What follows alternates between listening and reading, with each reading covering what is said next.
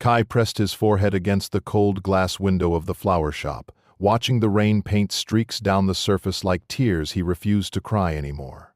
6 months had passed since the worst day of his life, and still, the weight of betrayal sat heavy on his chest like a stone he couldn't move. The small town of Millbrook was supposed to be his fresh start, his escape from the whispers and cruel laughter that had followed him through the halls of his old school. Here, nobody knew he was an Omega. Here, nobody knew his name used to be associated with shame and lies that weren't even true. The flower shop where he worked stood on a quiet corner street, tucked between a bakery and a bookstore.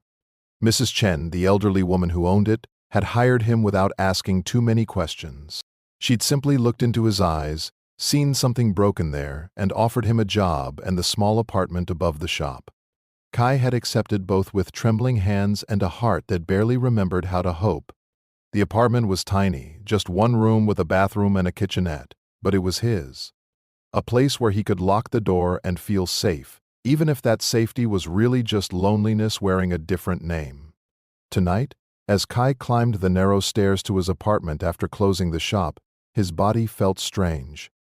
There was a heat building under his skin, a familiar warmth that made his stomach drop with dread. No, not now. Please, not now. His Omega heat cycle was starting, and he was completely alone.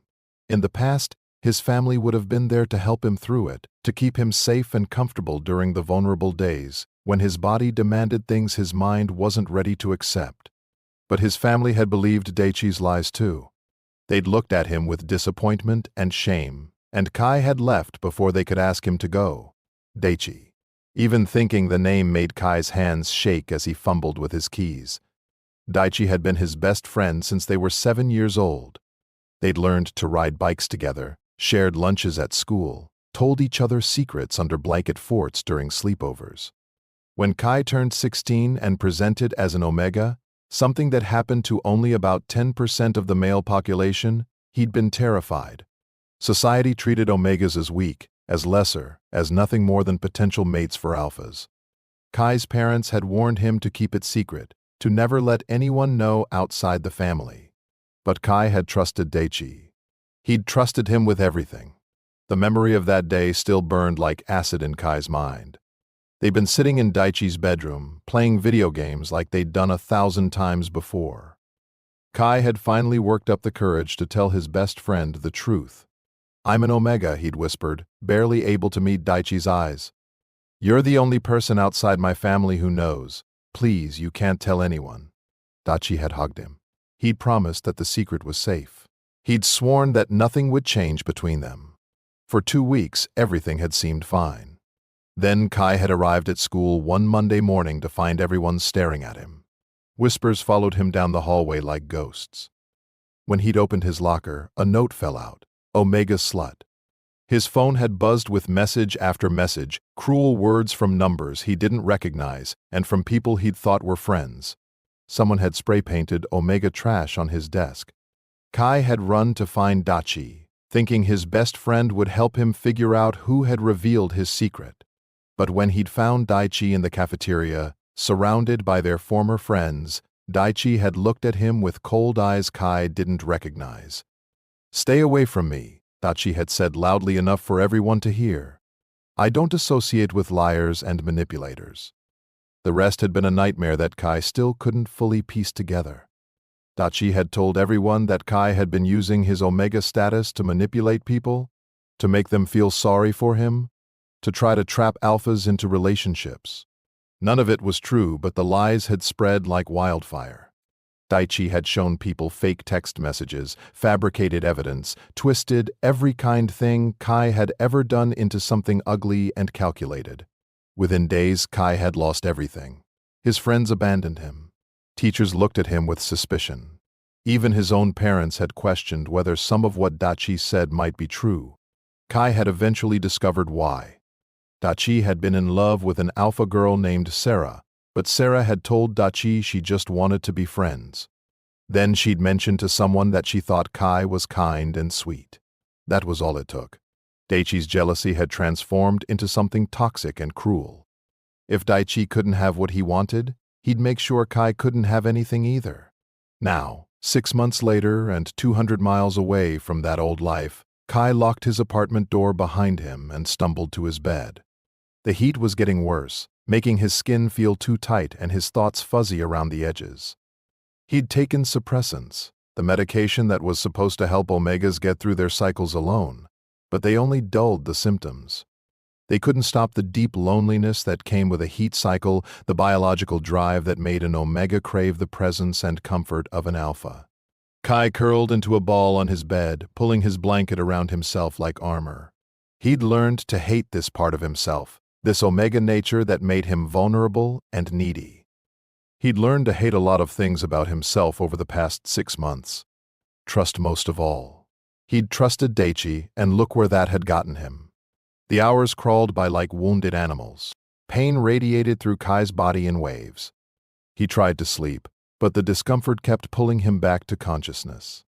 His studio apartment felt too empty, too quiet, too cold despite the heat burning through his veins. This was his life now, alone, safe from betrayal because there was nobody close enough to betray him. Then, at exactly midnight, Kai heard something that made him freeze. Scratching, soft and persistent, coming from his window. Then a sound he couldn't quite identify, something between a whimper and a whine. Kai's heart pounded as he forced himself to sit up. His apartment was on the 2nd floor. What could possibly be at his window? With trembling legs, Kai crossed the small room to his window. The curtains were drawn, blocking out the streetlights below. He hesitated, every instinct screaming at him not to look, to go back to bed, to ignore whatever was out there. But the scratching came again, more desperate this time, and Kai had never been able to ignore something that sounded hurt or scared. He pulled the curtain aside and gasped. 4 tiny wolf pups sat on his fire escape, their fur soaked from the rain, their small bodies shivering violently. One had fur the color of flames, deep red and orange. Another had silver fur that seemed to glow in the dim light. The third was earth brown, solid and sturdy even at such a small size. The last one was pure white, like fresh snow, with ice-blue eyes that stared at Kai with an intelligence that seemed far too human. Kai's mind raced. Wolf pups? In the middle of town? How was that possible? Where was their mother? They looked barely old enough to survive on their own, maybe only a few weeks old. As he stared at them, the red pup raised one tiny paw and scratched at the glass again, those golden eyes pleading. Every rational thought told Kai to call animal control, to let professionals handle this. But the heat coursing through his body made rational thought difficult, and something deeper than logic pulled at him. These pups needed help. They were alone and scared and cold, just like he was. How could he turn them away? Kai unlatched the window and pushed it open. The 4 pups didn't hesitate. They tumbled through the opening one after another, landing on his floor in a heap of wet fur and tiny paws. Then, before Kai could react, they shook themselves off, sending water droplets everywhere, and made straight for his bed. They climbed up his blanket with determination that would have been funny if Kai wasn't so confused, and arranged themselves in a circle on his mattress. The red pup curled against Kai's left side. The silver one pressed against his right. The brown pup settled near his feet, and the white one positioned itself near his head on the pillow. And then something impossible happened. The moment all 4 pups made contact with Kai, the burning pain of his heat cycle vanished. Just disappeared. The ache in his bones, the feverish feeling on his skin, the desperate emptiness that had been clawing at his insides, all of it faded away like it had never existed. In its place came a sense of calm so profound that Kai's eyes filled with tears. When was the last time he'd felt peaceful? When was the last time he'd felt safe? The pups began to purr. Kai didn't know wolves could purr, but these ones did, a deep rumbling sound that vibrated through his body and made his tense muscles relax. Their body heat surrounded him like a warm blanket, but it wasn't uncomfortable or overwhelming. It was perfect. It was exactly what his omega body had been craving without him even knowing it. Kai's eyelids grew heavy. For the first time in 6 months, sleep didn't feel like something to fight against or dread. It felt like a gift. As consciousness slipped away, his last thought was that he should probably worry more about the 4 mysterious wolf pups in his bed. But he was too tired, too comfortable, and too relieved to care. He slept deeper than he had in months, wrapped in warmth and the steady breathing of 4 small creatures who had chosen his bed, his home, his broken heart, for reasons he couldn't begin to understand. When morning light filtered through his curtains, Kai's eyes opened slowly. He felt rested. Actually rested, not just less exhausted. His body didn't hurt. The heat cycle symptoms were still gone. For a beautiful, hazy moment, he thought maybe the pups had been a dream, a hallucination brought on by suppressants and loneliness. Then he heard breathing, human breathing, not his own. Kai's eyes snapped fully open, and he jerked upright in bed, his heart suddenly hammering in his chest. 4 men were in his apartment. 4 tall, muscular, devastatingly handsome men were sitting in various positions around his small room, all of them watching him with expressions that ranged from concern to gentle to carefully neutral. Kai opened his mouth to scream, but only a strangled squeak came out. He scrambled backward on his bed until his back hit the wall, pulling his blanket up to his chin like it could protect him. His mind couldn't process what he was seeing. Had someone broken in? Were these men here to hurt him? How had they gotten past his locked door? The man with flame-red hair and golden eyes held up both hands in a placating gesture. He was sitting on the floor near the window, muscular arms bare in a simple black tank top. "Please don't be scared," he said, his voice deep but surprisingly gentle. "We're not here to hurt you. We're not intruders. Then who are you?" Kai managed to gasp out. His eyes darted to his phone on the nightstand. Could he grab it and call for help before these men stopped him? The man with silver hair and gray eyes, who was leaning against the wall near the kitchenette, spoke next. He wore glasses and had an intelligent, calculating expression. "We're the pups from last night," he said calmly, as if this explanation made perfect sense. "We're werewolves, shapeshifters. My name is Sora." Kai stared at him. "You're what?" "I know it sounds crazy," said the man with brown hair and warm hazel eyes. He was enormous, easily 6.5 feet tall, sitting cross-legged on the floor near Kai's small kitchen table. Despite his size, something about his expression was incredibly gentle. "But it's true. I'm Haru. We're alpha werewolves, and we came here because our wolves chose you."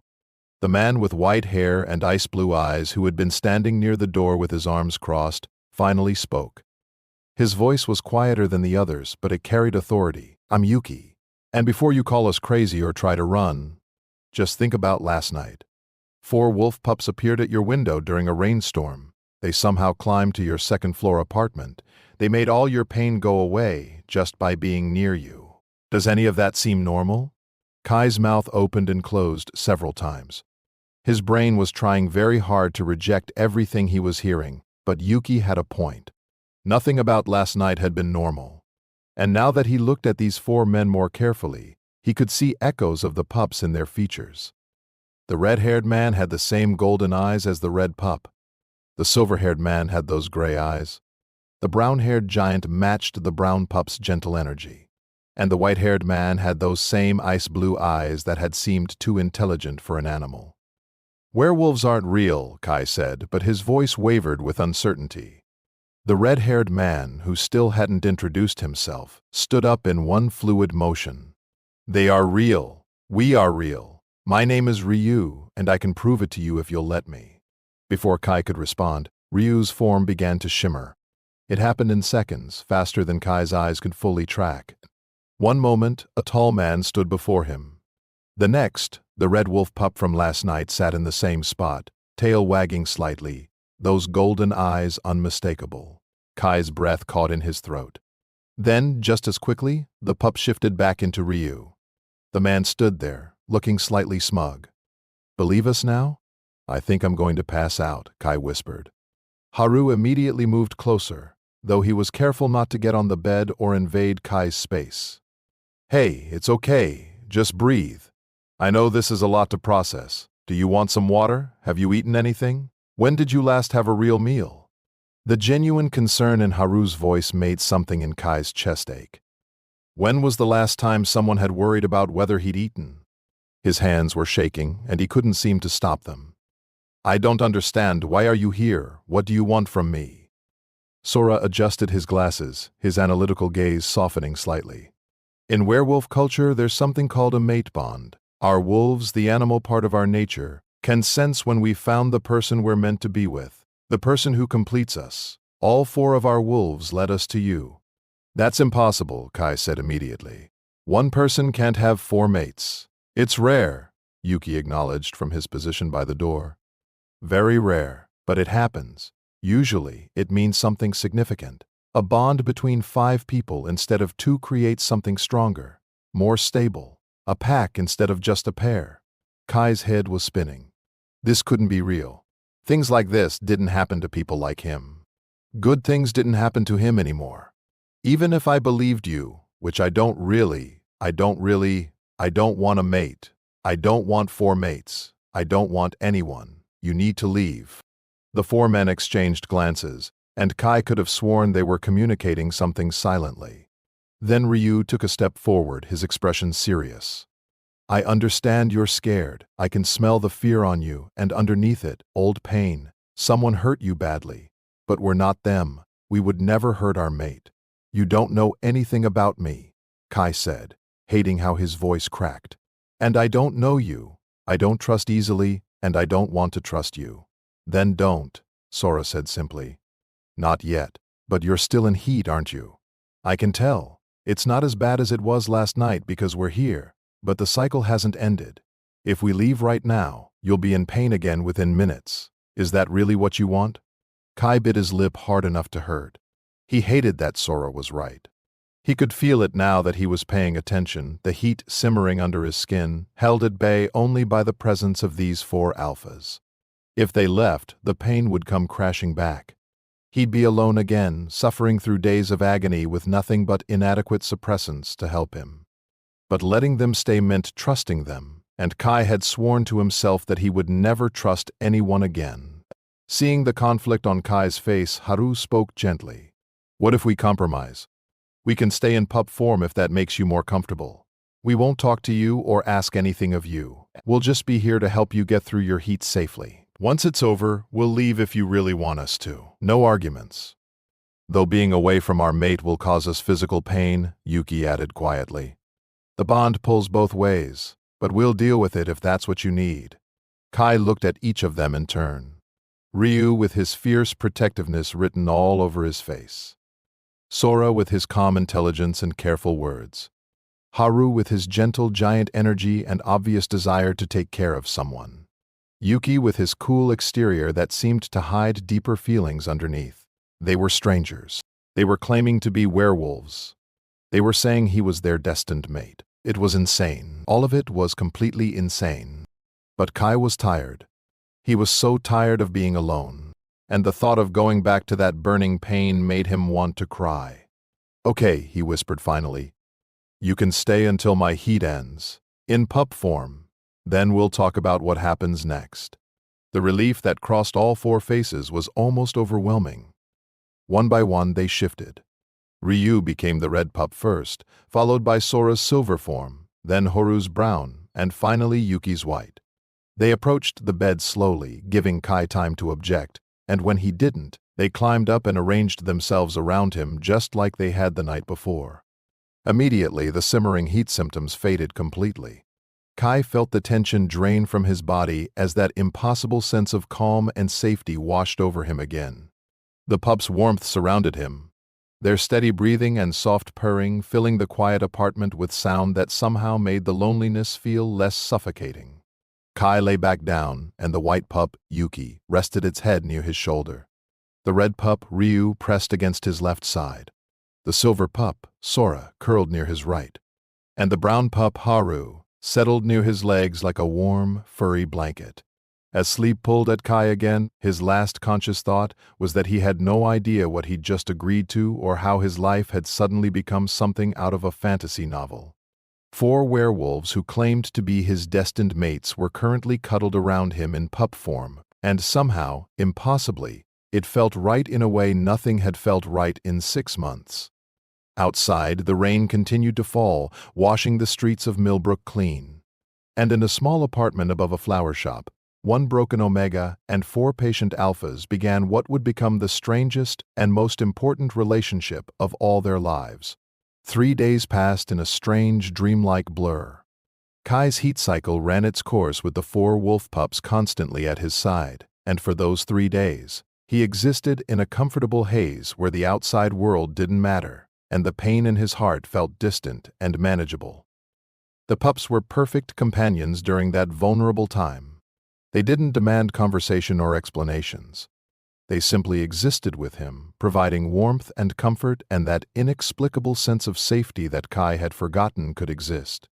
But all heat cycles eventually end, and on the morning of the 4th day, Kai woke up feeling clear-headed for the first time in nearly a week. His body no longer burned with that biological imperative. The haze had lifted, and reality came crashing back with uncomfortable clarity. 4 werewolves, 4 alphas, 4 strangers who claimed to be his destined mates were currently in his bed in pup form, and he had absolutely no idea what to do about it. Kai carefully extracted himself from the pile of warm fur and made his way to the bathroom. He showered, letting the hot water wash away the fog of the past few days, and tried to organize his chaotic thoughts. When he emerged 20 minutes later, dressed in comfortable clothes and feeling more like himself, the 4 pups were awake and sitting in a row on his bed, watching him with those 2 intelligent eyes. "You can change back," Kai said quietly. "I know you're not really pups." 4 shimmers later, 4 men sat on his bed instead. It was somewhat less adorable and significantly more overwhelming.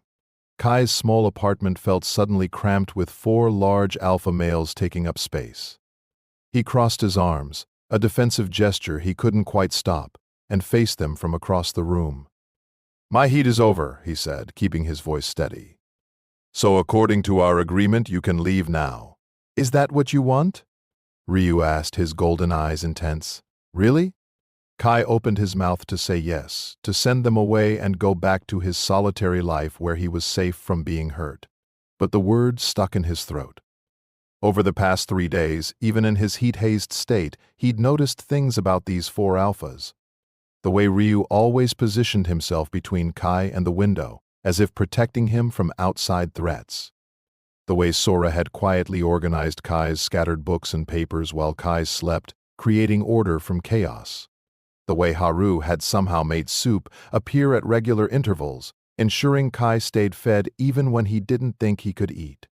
The way Yuki had kept watch through the nights, never fully sleeping, making sure Kai was safe. They'd taken care of him. They'd asked for nothing in return. And despite every wall Chi had built around his heart, despite every promise he'd made to himself about never trusting anyone again, some small part of him didn't want them to leave. "I don't know what I want," Kai admitted finally. "This is all happening too fast. A week ago, I didn't even know werewolves existed. Now you're telling me I'm supposed to be bonded to 4 of them? It's too much." Sora stood up slowly, his movements careful and non-threatening. "You're right, it is too much. We understand that, but our wolves won't let us just walk away from you.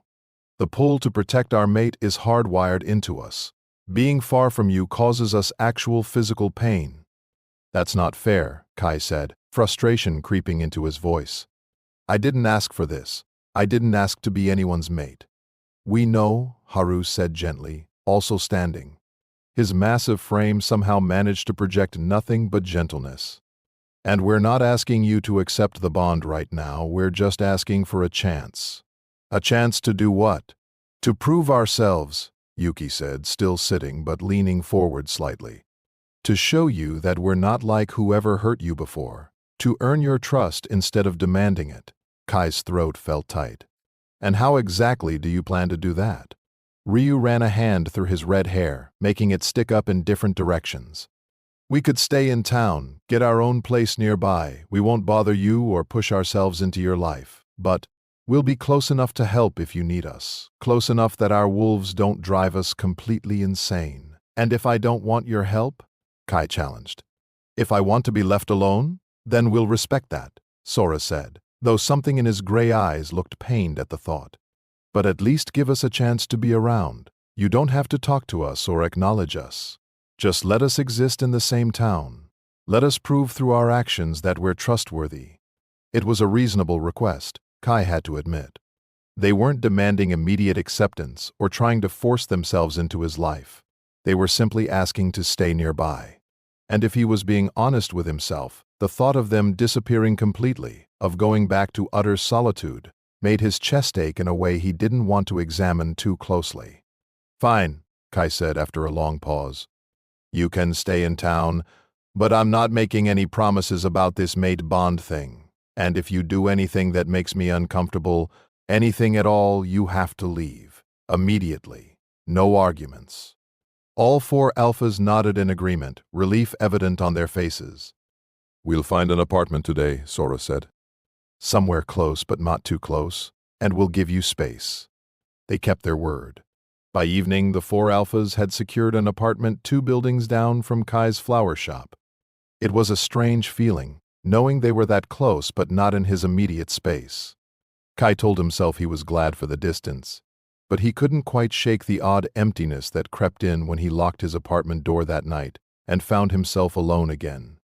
The next morning, Kai woke to find a paper bag hanging on his door handle. Inside was fresh breakfast, still warm croissants, fruit, yogurt, and a small container of honey. No note, but Kai knew who it was from. His first instinct was annoyance. He'd said they could stay in town, not start bringing him things. But the food smelled amazing, and Kai realized he couldn't remember the last time he'd had a proper breakfast instead of just coffee and whatever he could grab quickly. He ate it, and it was delicious. The breakfast deliveries became a pattern. Every morning, a bag appeared on his door handle. Sometimes it was pastries, sometimes it was a breakfast sandwich. Once it was an elaborate fruit arrangement that must have taken significant time to create. Kai never saw who delivered it, but he suspected Haru based on the careful presentation and the fact that everything was not just food but nourishment clearly selected by someone who cared about balanced meals. Kai told himself he should tell them to stop, but he didn't. Instead, he started leaving the door unlocked so Haru, or whoever it was, could leave the food inside where it would stay warmer. He told himself this wasn't an invitation, just practicality. He almost believed it. Then other small things started happening. The flower shop's front door had been sticking for weeks, requiring Kai to shoulder it open every morning. One day he arrived to find it swinging smoothly, the hinges oiled and adjusted. The leaky faucet in his apartment bathroom that had been driving him crazy suddenly stopped dripping. The loose floorboard on his stairs that always creaked no longer made a sound. Kai knew it was Ryu. He'd seen the Alpha carrying a toolbox into the building and had watched from his window as Ryu checked various parts of the shop's exterior, making small repairs without being asked. Kai wanted to be annoyed by the presumption, but how could he be angry that someone was fixing things he'd been meaning to fix for months? On rainy days, which were frequent in Millbrook that spring, Sora started appearing exactly when Kai finished work. He'd materialize from seemingly nowhere with an umbrella, offering it with a quiet smile and walking beside Kai if he accepted. They didn't talk much during those walks. Sora seemed to understand that Kai wasn't ready for deep conversations. But his presence was steady and calm, and Kai found himself looking forward to those rainy afternoons more than he wanted to admit. And late at night, when Kai couldn't sleep, when the memories of Daichi's betrayal played on repeat in his mind and the loneliness felt like it might swallow him whole, he'd sometimes glance out his window to see a white wolf sitting on the roof of the building across the street. Yuki never came closer, never tried to approach. He simply kept watch, a silent guardian in the darkness. Weeks passed this way. The four alphas became part of Kai's routine without quite becoming part of his life. It was a strange balance, comforting and frustrating in equal measure.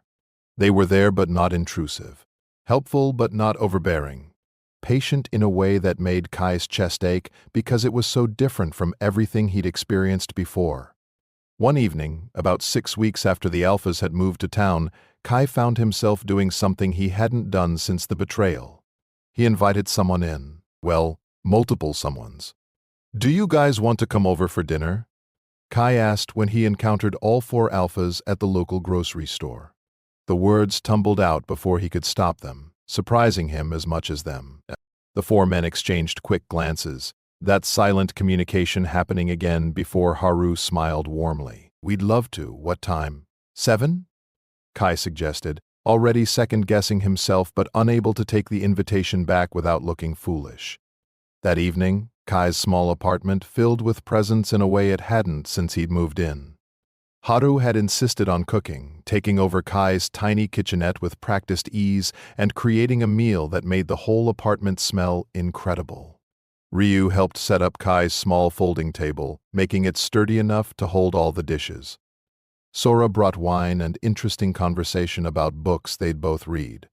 Yuki remained quiet but helped wherever needed, his presence steadying somehow. They ate together and it felt almost normal, almost like having friends. Kai felt himself relaxing in increments, the careful walls he'd built starting to show tiny cracks. These men didn't feel dangerous. They felt safe in a way Chi had convinced himself he'd never feel around anyone again. After dinner, as they cleaned up together in the cramped kitchen space, Ryu asked the question Kai had been both dreading and expecting. What happened to you, Kai? Who hurt you so badly that you're afraid to let anyone close? The dish Kai was washing slipped in his hands. He caught it before it could shatter in the sink but couldn't quite catch his composure as easily. The question hung in the air, heavy and unavoidable. Kai could refuse to answer. He could ask them to leave. He could rebuild those walls before they cracked any further.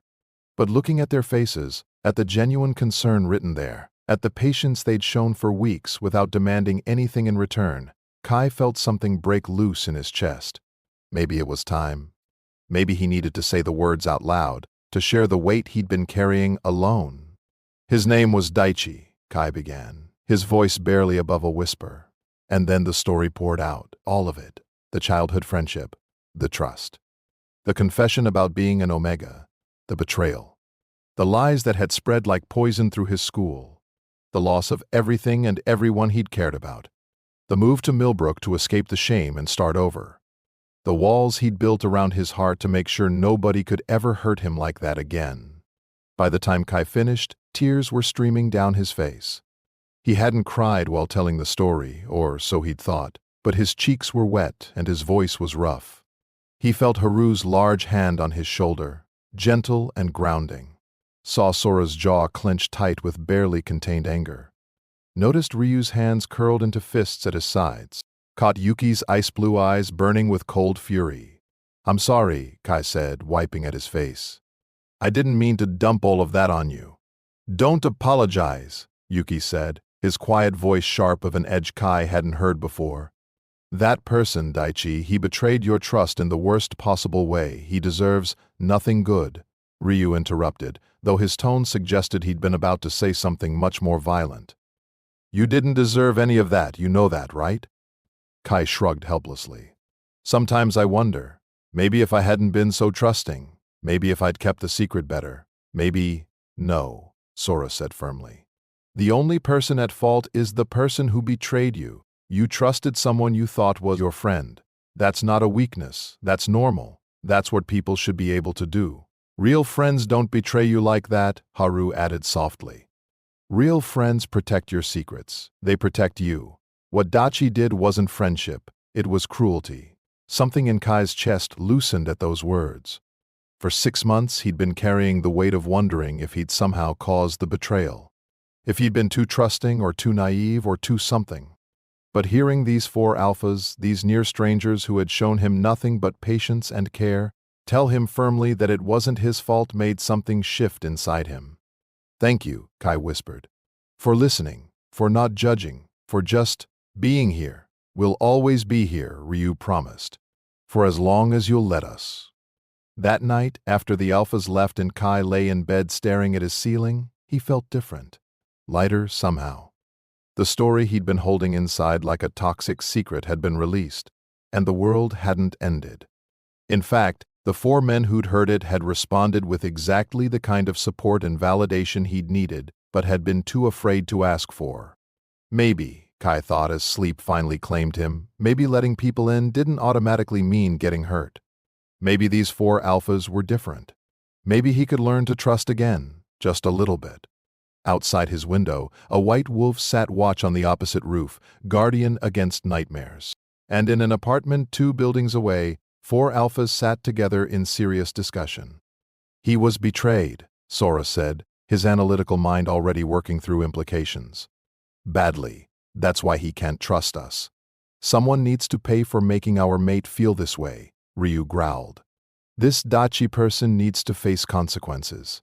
Revenge won't heal Ki, Haru countered gently. What he needs is to feel safe again, to know that not everyone will hurt him. But justice matters, Yuki said quietly. The person who hurt Kai is still out there, probably hurting other people. Sometimes protection means making sure the threat can't harm anyone again. They were right, all of them. Kai needed both healing and protection. He needed to feel safe while also knowing that the person who'd hurt him couldn't reach him again.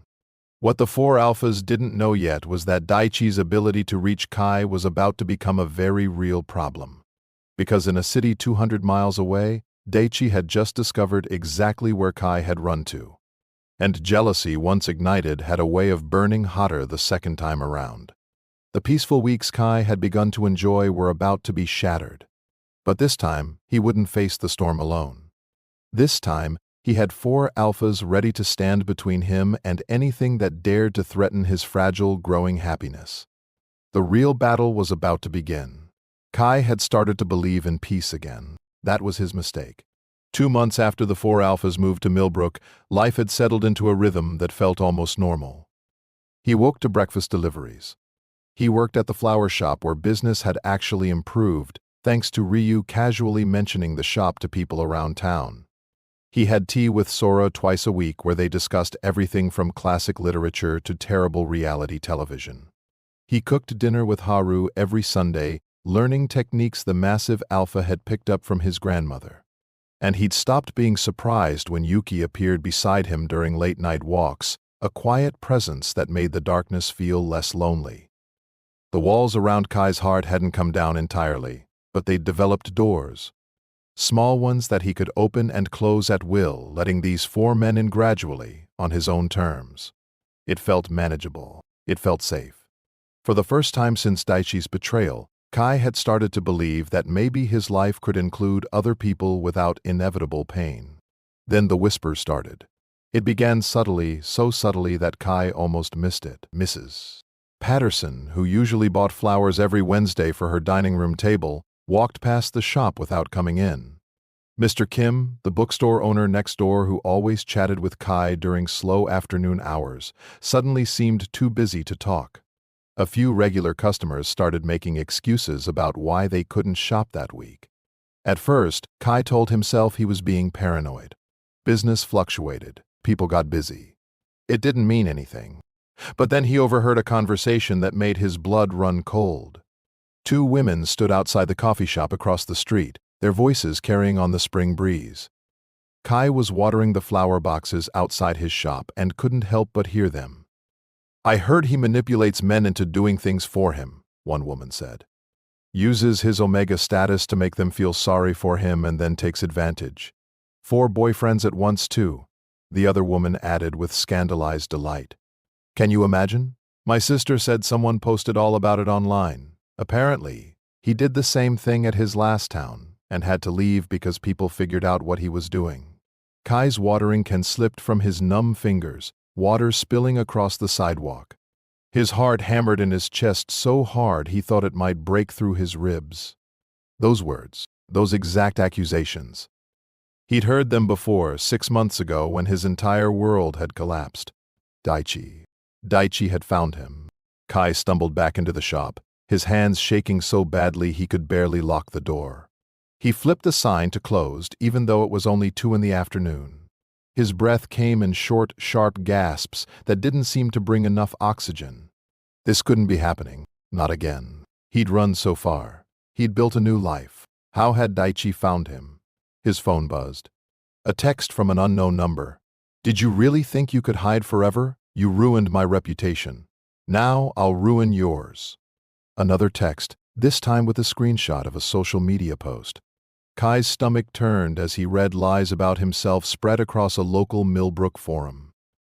The post claimed he was a con artist who targeted vulnerable alphas, manipulating them with his Omega nature. It said he'd been run out of his last town for the same behavior. It warned everyone in Millbrook to stay away from the flower shop and the dangerous Omega who worked there. The post had 37 comments, most of them expressing shock and disgust. Some people defended him, saying they'd always found Kai to be kind and professional, but their voices were drowned out by others eager to believe the worst. Kai's vision blurred with tears. It was happening all over again. Everything he'd built here, the fragile trust he'd started to develop, the customers who'd become familiar faces, the quiet life he'd constructed from the ashes of his old one, all of it was crumbling. Again, his phone rang. Ryu's name flashed on the screen. Kai almost didn't answer, but his hands moved automatically, accepting the call. Kai, are you okay? I just saw some posts online about he found me, Kai interrupted, his voice breaking. Daichi found me and he's doing it again. He's destroying everything again. Where are you? The shop. I closed early. I can't face people right now. Stay there. We're coming. All of us. Don't go anywhere. And don't believe anything you're reading online. We're 5 minutes away. Ryu hung up before Ki could argue. True to his word, 5 minutes later, the shop door rattled as someone tested the locked handle. Then Kai heard Sora's calm voice, "Kai, it's us. Please let us in." With trembling legs, Kai walked to the door and unlocked it. The 4 alphas filed in quickly, and Ryu immediately relocked the door behind them.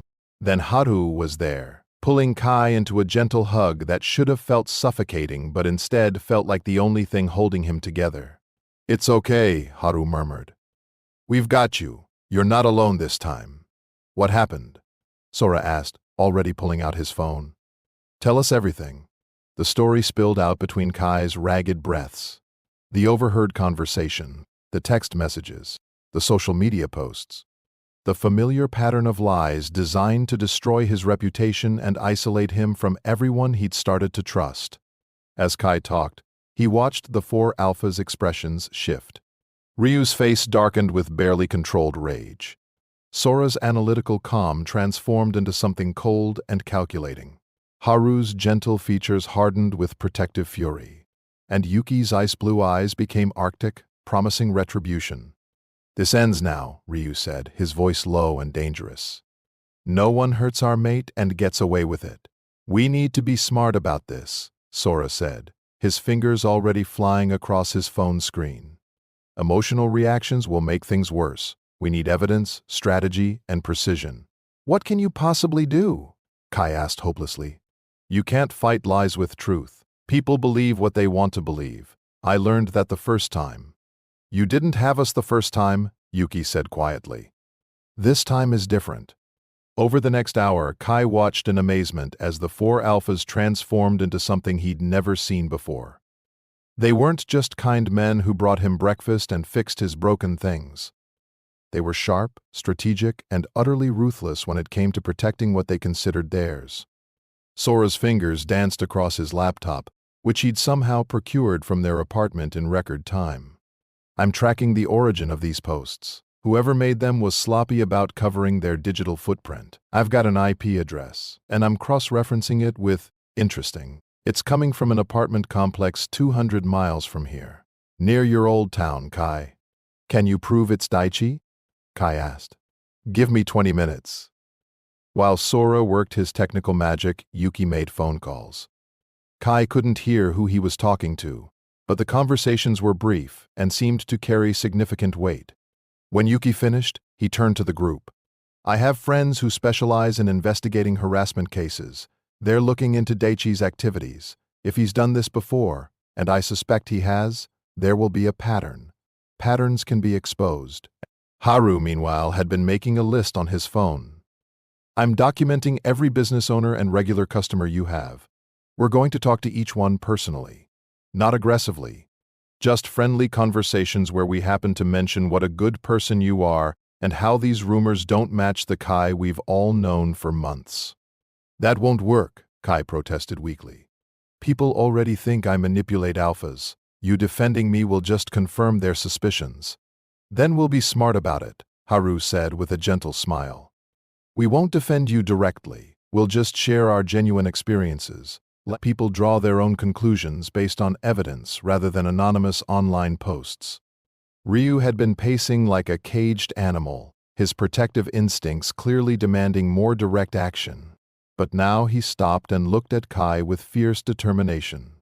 We're also going to find out everything about Daichi. His current situation, his vulnerabilities, his own secrets. Everyone has them. And if he wants to play dirty, we'll show him what dirty really looks like. I don't want revenge, Kai said, the same words he'd said before. But this time they rang hollow even to his own ears. Maybe he did want revenge. Maybe he wanted Daichi to face consequences for once instead of walking away unscathed while Kai's life burned down around him. It's not just revenge, Sora said, looking up from his laptop with a satisfied expression. It's justice, and I just found our first piece of ammunition. Daichi made these posts from his apartment, but he also made them during hours when he should have been at work. I pulled his social media. He's been posting about his new job at a marketing firm. Want to bet his employers don't know he's using company time to harass people online? That's not all, Yuki added, checking something on his phone. My contacts found 3 other people who claimed Daichi spread rumors about them too. Different scenarios, but the same pattern of jealousy leading to targeted harassment. They're willing to make statements. Over the following days, Kai watched his 4 alphas orchestrate something he'd never imagined possible. A calculated dismantling of Daichi's credibility while simultaneously rebuilding Kai's reputation in Millbrook. Sora compiled evidence of Daichi's online harassment, including timestamps that proved he'd made the posts during work hours. He anonymously sent this information to Daichi's employer along with screenshots of Daichi admitting in private messages to fabricating stories about Kai. The marketing firm took a very dim view of employees using company resources to engage in cyberbullying.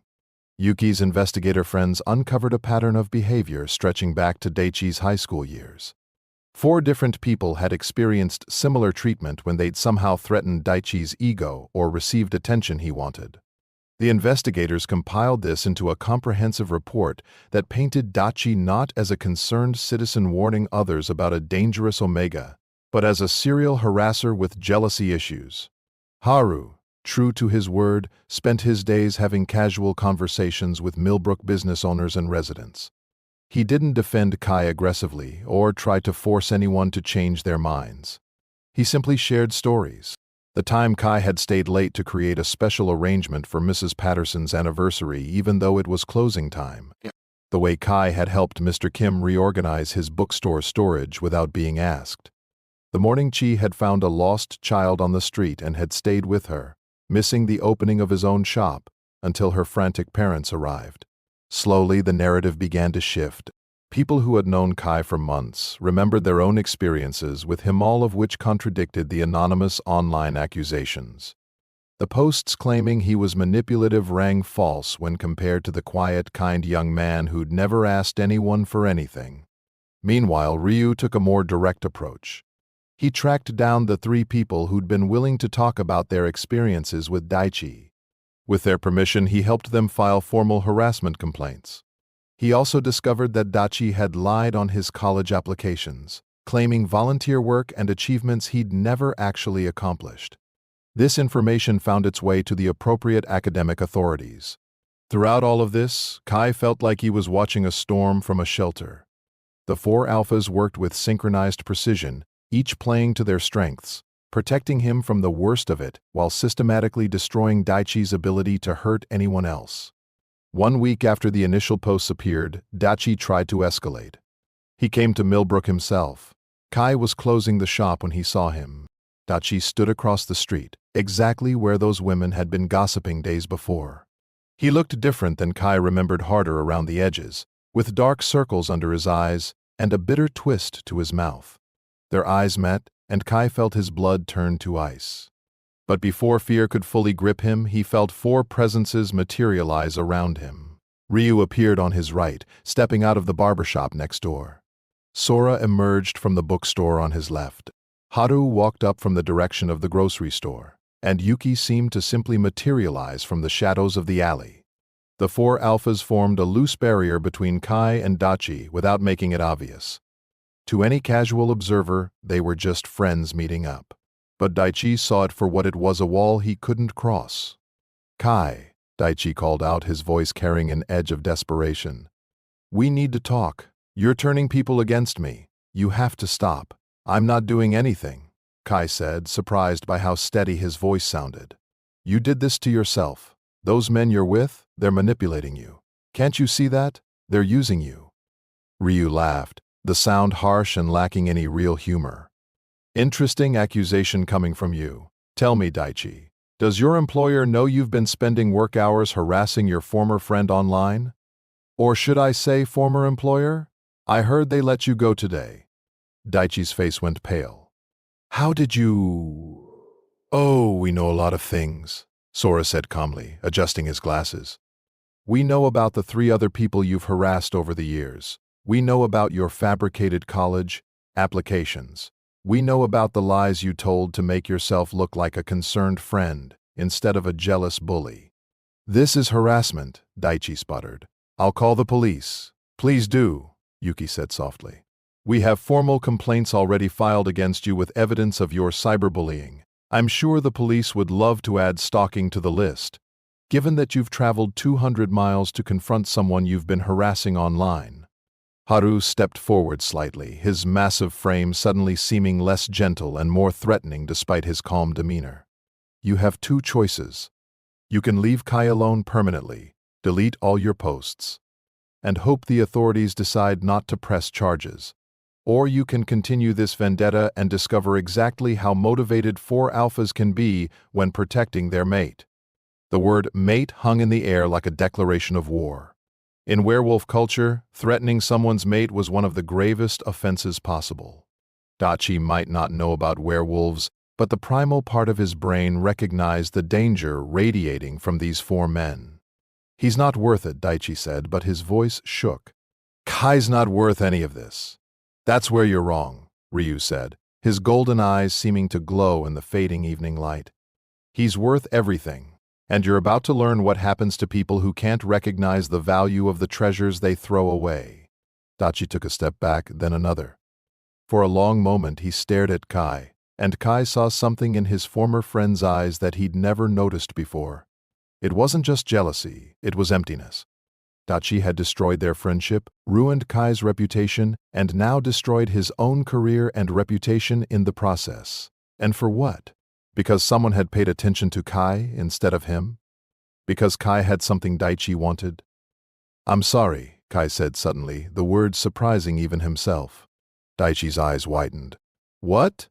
"I'm sorry that you're so unhappy that the only way you can feel better is by trying to make other people miserable. I'm sorry that you lost yourself somewhere along the way and became this person. I forgive you for what you did to me. Not because you deserve it, but because holding on to anger was hurting me more than it was hurting you." Kai took a breath, feeling the 4 alphas' steady presence supporting him. "But forgiveness doesn't mean no consequences. You need help. Daichi, professional help, and you need to face what you've done. I hope someday you can look at yourself in the mirror and be okay with what you see. But that's not my responsibility anymore." Tears were streaming down Daichi's face now, though Kai couldn't tell if they were from shame or rage or some complicated mixture of both. Without another word, Daichi turned and walked away. His footsteps echoed on the sidewalk, growing fainter until he rounded a corner and disappeared from view. Kai's legs suddenly felt weak. Ryu's arm immediately went around his shoulders, supporting him. "That was incredible," the alpha said. "You were so strong." "I don't feel strong," Kai admitted. "I feel like I might fall apart." "Then fall apart," Haru said gently. "We'll catch you," and Kai did. Right there on the sidewalk in front of his flower shop, with 4 alphas surrounding him like a protective barrier against the world, Kai let himself break. He cried for the friendship he'd lost. He cried for the months of loneliness and fear. He cried for the young man he'd been before betrayal had taught him that trust was dangerous. He cried for everything he'd held inside for so long. And the 4 alphas held him through all of it. They didn't try to stop his tears or tell him everything would be okay.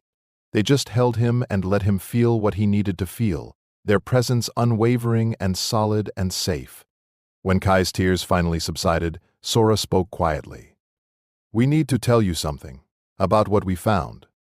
They moved the conversation to Kai's apartment, where Sora pulled up his laptop and showed Kai everything they'd discovered. Dachi's pattern of harassment, the lies on his college application, the evidence of his online activities. It was comprehensive and damning, and it was all documented in files that had already been sent to appropriate authorities. "This isn't just about you," Sora explained. "Dachi has hurt multiple people over the years. He needed to face consequences before he hurt someone else. His employer fired him this morning," Yuki added. "His college is reviewing his degree for academic dishonesty. The police in your old town are investigating harassment charges from his other victims. And most importantly," Ryu said with savage satisfaction, "everyone in Millbrook knows the truth now. The posts have been deleted, but not before dozens of people saw them and compared them to their own experiences with you. Your reputation is stronger than ever."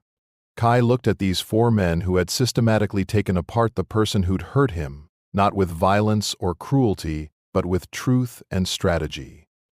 They'd protected him while giving him space to stand up for himself. They'd been patient when he needed time and fierce when he needed protection. "Why?" Kai asked. "Why did you do all of this for me?" All 4 alphas looked at him like he'd asked the sky why it was blue. "Because you're our mate," Haru said simply.